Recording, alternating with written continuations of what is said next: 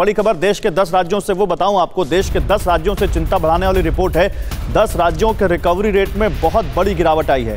सबसे ज्यादा राजस्थान में 25% रिकवरी रेट गिरा है, यूपी में 24 और कर्नाटक में 18% रिकवरी रेट गिरा है। दिल्ली, बंगाल, केरल के रिकवरी रेट में भी गिरावट आई है। तो ये अब आपको समझाते हैं कि पूरे देश में अगर रिकवरी रेट बढ़ रहा है तो इन 10 राज्यों में गिर क्यों रहा है, ये समझेंगे अपने एक्सपर्ट से, क्योंकि ये बहुत बड़ा एक अनसुलझी सी पहेली है।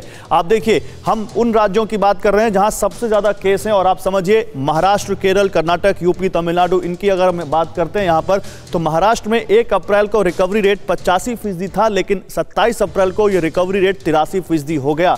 यानी अगर इसका परसेंटेज निकाले इन दोनों आंकड़ों का, तो 19% रिकवरी रेट गिरा है। इसी तरह अब आप देखिए केरल की बात करिए, 97% से ज्यादा रिकवरी रेट था, लेकिन फिर गिरकर 82% के आसपास रिकवरी रेट आ गया। कर्नाटक की बात करें, 95% रिकवरी रेट इनका 1 अप्रैल को था, यह 27 अप्रैल को गिरकर 77% के पास आ गया। यूपी में जो 96% के आसपास था, 72%, और तमिलनाडु में जो 1 अप्रैल को 96% था, 27 अप्रैल को 89% के आसपास आ गया। डॉक्टर दीपक, आपके पास आता हूं। देखिए, रिकवरी रेट, ये नंबर्स तो हम लगातार बता रहे हैं किस तरह से गिर रहे हैं, लेकिन क्या ये माने कि सेकेंड वेव लगातार घातक होती जा रही है, और अभी भी खासकर इन 10 राज्यों में जहां सबसे ज्यादा कहर टूट रहा है, यहां अभी भी दूर तक पीक नहीं दिखाई देती?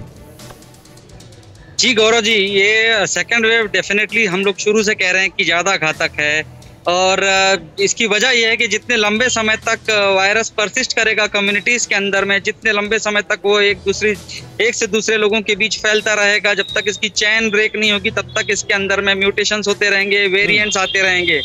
जितने जल्दी चेन ब्रेक करी जाएगी उतने जल्दी इस पे कंट्रोल हो पाएगा। जब तक ये लगातार एक दूसरे से ट्रांसमिट होते रहेगा, और ये हाईली कंटेजियस है। क्योंकि आप एक वायरोलॉजिस्ट भी हैं, मुझे बताइए, जो ये इंडियन स्ट्रेन है जिसको नाम दिया गया है 617, क्या ये सबसे बड़ा कारण है इसका? देखिए, वायरस जो होता है म्यूटेट करते हैं, सारे वायरस म्यूटेट करते हैं, और अलग अलग होस्ट के हिसाब से अलग अलग कम्युनिटीज में अलग अलग ह्यूमन बॉडीज के ऊपर भी इसके अलग अलग असर हो सकते हैं। डेफिनेटली ये पॉसिबिलिटी है। और इस स्ट्रेन के बारे में, चूंकि कोरोना वायरस खुद अभी 1 साल पुराना है, बहुत सारी स्टडीज होनी बाकी हैं, पर अभी तक जो देखने में आ रहा है, ये स्ट्रेन घातक है। डबल म्यूटेंट भी उतना ही घातक है। घातक से मतलब ये है कि इसकी फैलने की प्रवृत्ति बहुत ज्यादा है, बहुत तेजी से ये फैलता है।